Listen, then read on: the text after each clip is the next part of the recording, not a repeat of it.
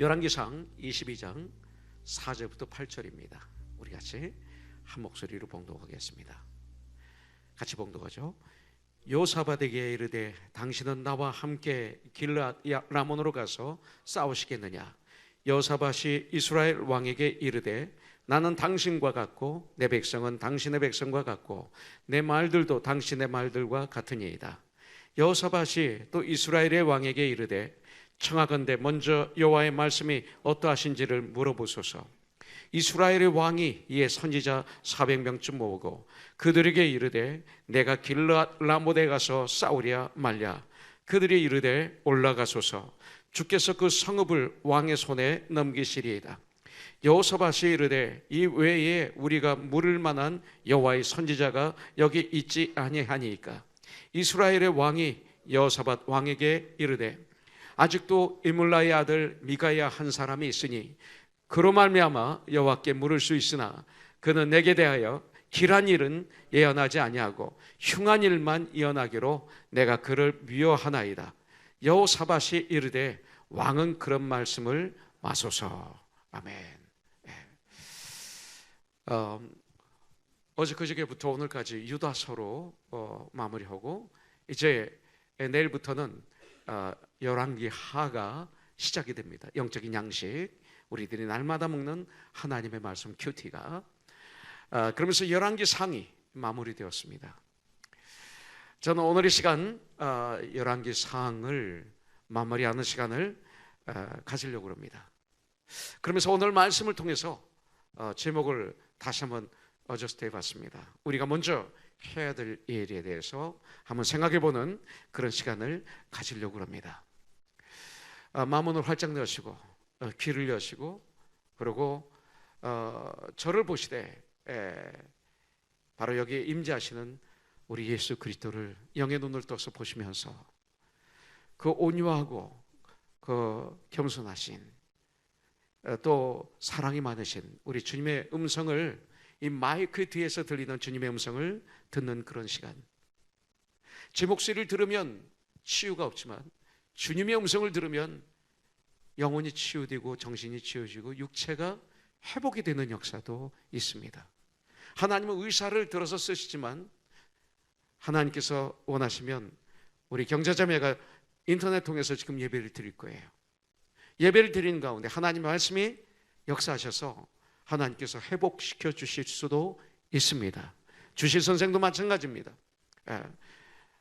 문둥병을 고쳐주신 주님, 죽은 자를 살리시는 주님, 맹인의 눈을 뜨게 하신 주님, 나면서부터 걷지 못하는 자를 일으켜주신 주님께서 못하실 게 뭐가 있겠습니까?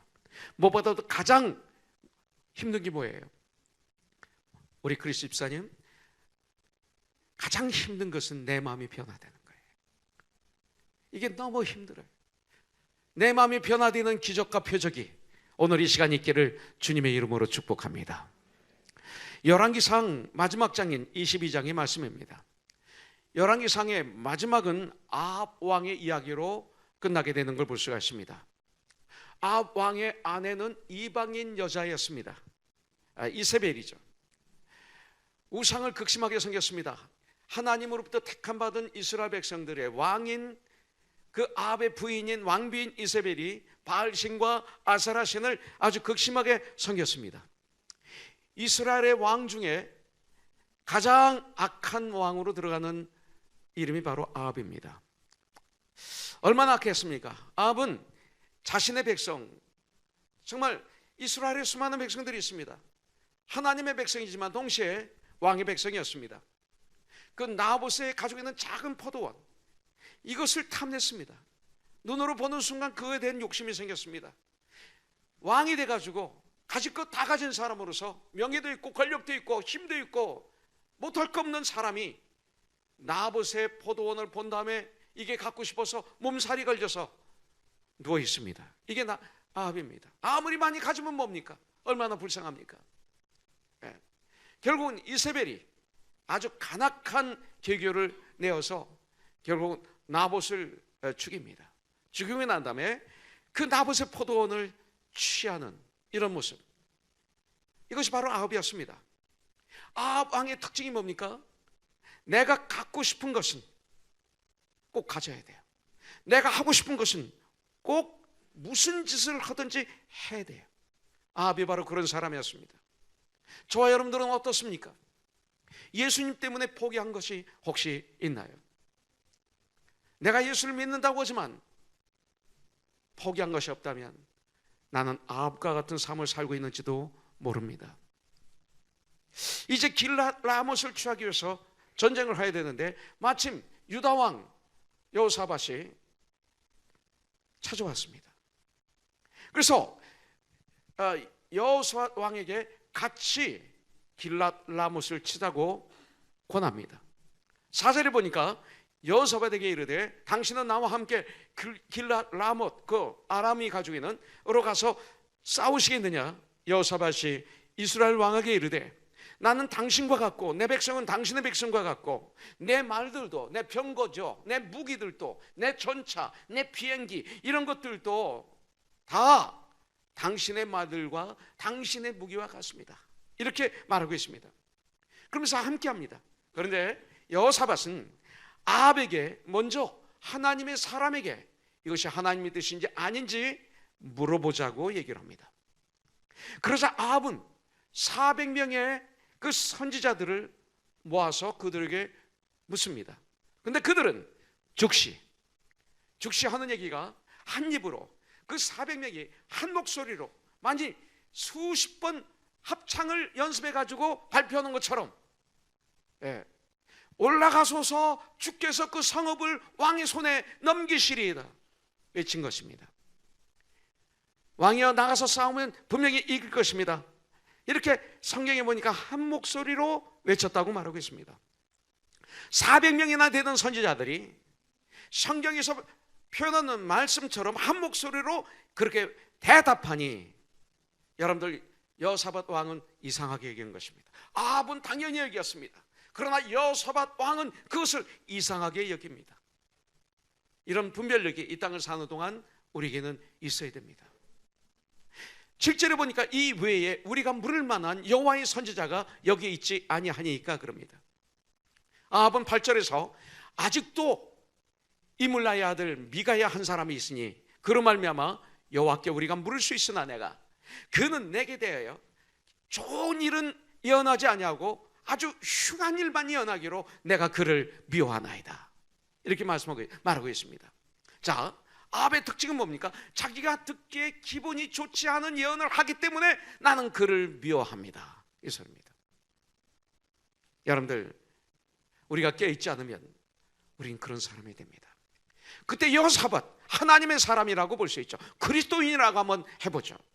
왕은 그런 말씀을 마소서 그랬습니다. 이게 무슨 뜻입니까? 나에게 좋은 소리 하는 사람의 말만 듣지 마소서 이 소리입니다. 나에게 좋은 말만 하는 사람들의 말만 듣지 마소서. 오히려 나에게 듣기 싫은 소리를 하는 사람들 가운데 정말 나를 위하는 말이 있을 수 있습니다. 이 소리입니다.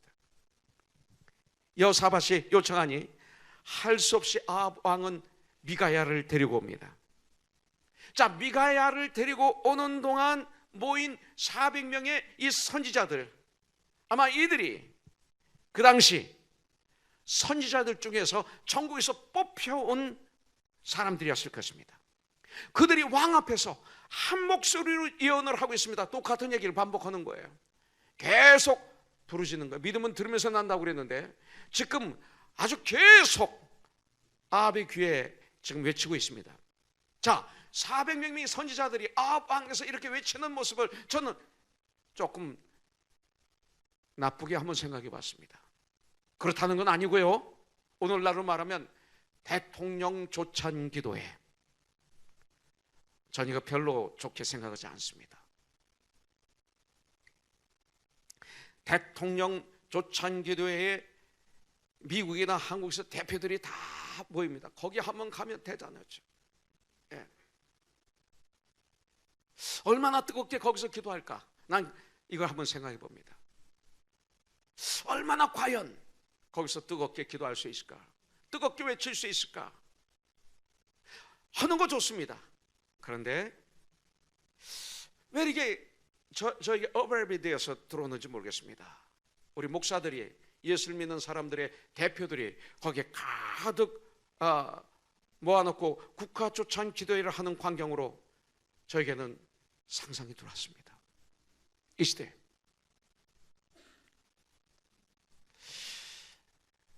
조찬 기도회 해야 됩니다. 이것을 제가 부인하는 건 아니지만 잘못하면 그 안에 들어가 보면 엄청난 정치, 엄청난 어떤 교단끼리 알력, 엄청난 순서에 대한 전쟁, 대단한 것이 거기 있기 때문에. 당에 이번에 CTX 회장으로 계시는 장로님이 이번에 담당해서 잘하셨다는 말씀을 들었습니다.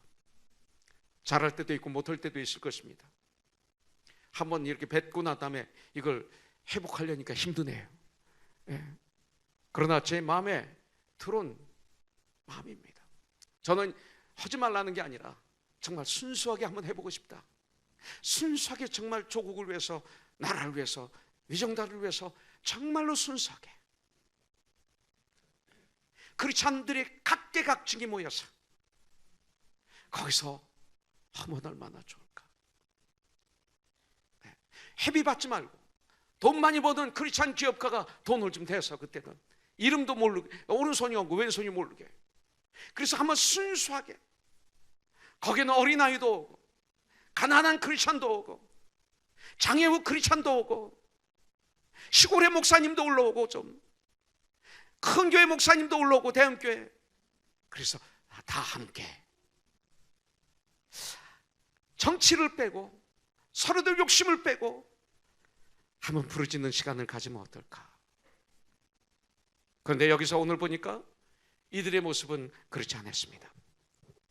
왕이 그들에게 물으니 그 중에서도 선지자들의 리더인 시드기야가 철로 뿔을 만듭니다. 아주 비축한 뿔들을 만들어 가지고 말합니다. 11절, 여호와의 말씀이 왕이 이것들로 아람 사람들을 찔러 진멸하리라 하셨습니다. 자, 시드기야가 지금 말하는데 여호와의 말씀이 그랬어요. 여호와의 말씀이 나에게, 여호와께서 나에게 말씀하시기를, 저는요 주님이 나에게 말씀하셨습니다라는 말을 좋아합니다.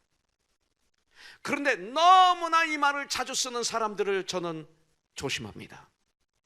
주님이 어젯밤에 저에게 말씀하셨어요. 주님이 오늘 아침에 저에게 말씀하셨어요. 주님이 어제 꿈속에서 저에게 말씀하셨어요. 다 말씀, 성경 말씀이 있는데 내 마음에 주님의 말씀이 임했습니다. 제 마음을 감동시키셨습니다. 이러면 신뢰감이 더 갑니다. 그런데 처음부터 끝까지 다 주님은 나에게 직접 말씀해 주셔.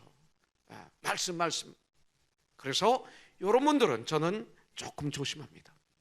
여러분들, 시드기야가 그런 사람이에요. 입만 벌리면 여호와께서 나에게 말씀하셨다. 나중에 보면 알겠지만 어떻게 여호와께서 너에게 말씀하시냐, 나에게 말씀하시지, 이런 말도 시드기야가 합니다. 자, 하나님이 말씀하셨다면서 걱정하지 말고 나가 싸워 길랏 라못을 취하라고 말합니다. 그래서 함께 있던 400명의 그 선지자들도, 모든 선지자들도 다 같이 똑같이 시드기야처럼 예언을 합니다. 하면서 선지자 미가야를 부르러 간 사자가 미가야에게 부탁을 하죠. 13절에 보니까 선지자들의 말이 하나같이 왕에게 길하게 하니 청하건대 당신의 말도 그들 중 한 사람 말처럼 그 왕에게 길하게, 왕이 기분 좋게, 하나님이 말씀하셨다고 하고 기분 좋게 하여 주소서, 이렇게 얘기합니다.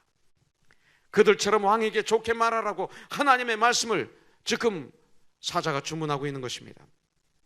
여러분들, 하나님의 말씀을 왕이 기뻐하는 말로 바꿔 말하라는 것입니다. 예배는 어떻습니까? 이 시대 우리가 드리는 예배, 나의 마음에, 나의 요구에, 나의 욕심에, 내가 원하는 방법으로 하나님이 맞춰주시는 것이 아니라 하나님의 마음을 알아가고 내 마음을 하나님의 마음으로 맞추어 나가는 행위가 예배거든요. 여러분들, 어떻게 내가 하나님의 말씀을 내가 원하는 대로 내가 감히 주문할 수 있을까요? 그런데 이 시대에 수많은 교회가 드리는 예배가 과연 하나님이 원하시는 예배를 드리는지요? 하나님에게 우리에게 맞춰 달라고 말하면서 그 다음에 하나님 말씀을 듣지도 않고 내 마음대로, 내 기분대로, 내 편한 대로, 내 시간대로 예배를 드리는 시대가 지금 이 시대예요.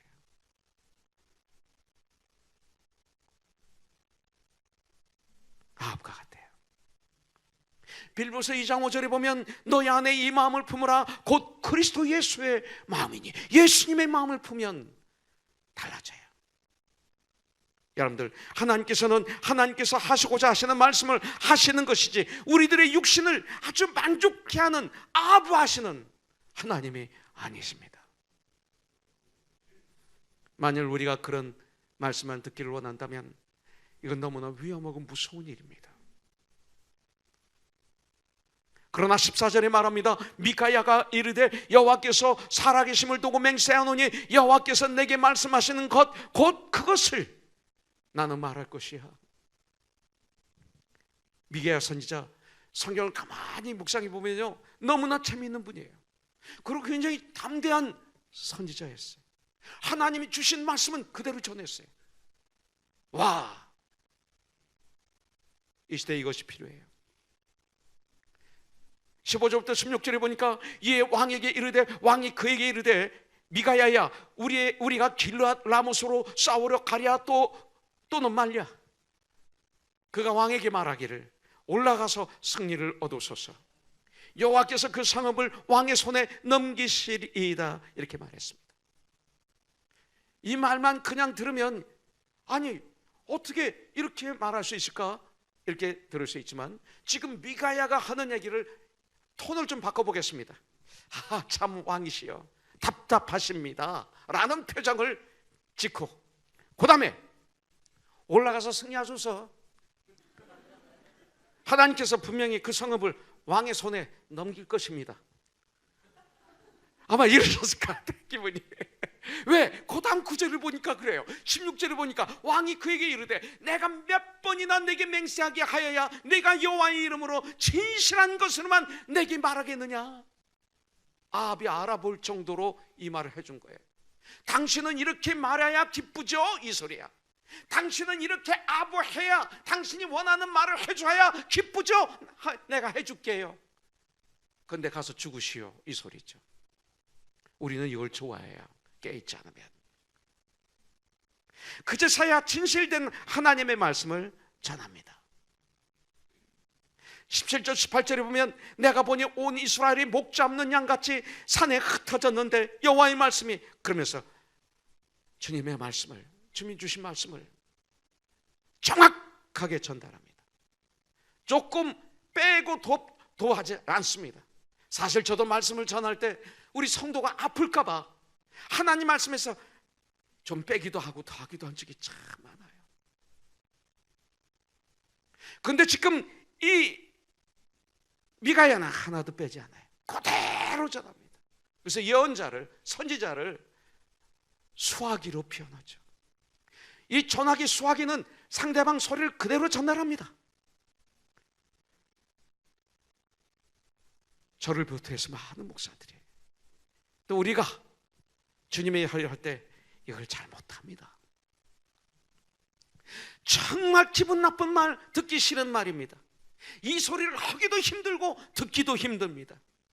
그런데 이 소리를 듣고 난 다음 아합이 화가 나서 미가에게 다시 말하니까 미가야가 거기에 굴복하지 않고 말합니다. 19절부터 23절에 보면 하나님께서 어떻게 아합에게 역사하실지를 다 말합니다. 이 말을 들었을 때 아합 왕이 얼마나 화가 났는지 몰라요. 그렇지만 더 화가 난 사람이 있었습니다. 누가 더 화가 났죠? 아합이 화가 나야 되는데 아합보다 더 화가 난 사람이 있어요. 바로 선지자들이었습니다. 24절에 보니까 그나냐의 아들 시드기야가 가까이 와서 미가야의 뺨을 치며 이르되 여호와의 영이 나를 떠나 어디로 가서 내게 말씀하시더냐. 그렇죠? 하면서 뺨을 때립니다. 아합 왕은 미가야의 말을 듣지 않고 오히려 미가야를 감옥에 가두고 결국 전쟁을 시작합니다. 여러분들, 이 아합의 주위에 아청꾼들이 많습니다. 시드기야는 선지자였고 대제사장이었지만 아청꾼이었습니다. 이 시대에 그런 경우가 많습니다. 30절 보면 마음의 꺼림칙함이 있었던 것 같아요. 왜? 미가야가 그렇게 예언하니까 마음의 꺼림칙함이 있어서 여호사밧에게 왕복을 입히고 자기는 평복으로 변장해서 군사들 속으로 들어가 버립니다. 전쟁은 계속되고 왕복을 입은 여호사밧은 적군의 눈에 금방 띕니다. 예. 그래서 아람 군대가 쫓아갑니다. 이 군대는 특별 군대였습니다. 아람 왕이 아주 특별 부대, 특수 부대에게 명령을 합니다. 너희들은 다른 사람들과는 전쟁하지 말고 죽이지도 말고 쳐다보지도 말고 오직 이스라엘 왕만 잡으라. 그래서 이분들이 이스라엘 왕 아만 잡으러 쫓아다니는 거예요. 그림 다 그려가지고 그분의 얼굴 그리고 해가지고 쫓아다니는 것입니다. 보니까 왕이 아니었어요. 그래서 아님을 알고 쫓기를 그쳤다, 이렇게 성경에 나오는 것입니다.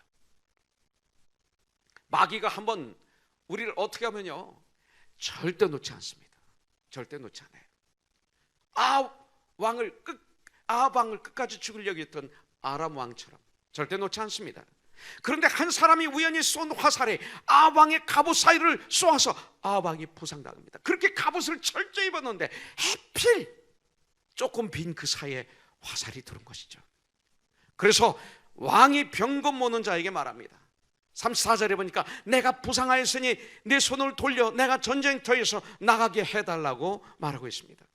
그러나 전쟁이 너무나 맹렬함으로 말미암아 그 전쟁, 그 진 바깥으로 이 전차가, 이 차가 빠져나갈 수가 없어요. 그러니까 하루 종일 아합은 피를 계속 흘리면서 전쟁을 했습니다. 결국은 피가 그 병거 밑바닥에 그득했다고 그랬습니다. 그리고 나중에 피 말려 죽은 것입니다. 아합은 나중에 적군의 차례 죽은 게 아니라 피가 계속 빠져서 피가 말려서 죽는 이런 고통을 당했습니다. 미가야를 가두면서 뭐라고 그랬어요? 내가 돌아올 때까지 감옥에 가더라. 물도 쓴 물, 음식도 쓴 음식을 줘라. 곧 아주 고난에 푹 빠지게 하라.